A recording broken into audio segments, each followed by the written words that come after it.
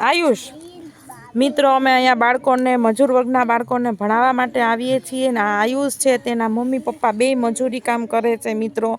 અને તેને આંગણવાડીમાં બેસાડવાનો છે પણ લેવા મૂકવા માટે કોઈ નથી મિત્રો તેને લેવા મૂકવા માટે કોઈ જાતું નથી કારણ કે તેના મમ્મી પપ્પા બે કામે ગયા હોય છે તો અમે અહીંયા તેને ભણાવીએ છીએ 2 કલાક અને કોઈ એને અત્યારે ઘૂંટતા ને એવું શીખવીએ છીએ આગળ અને આવી રીતે તે એની પરિસ્થિતિ છે તેના મમ્મી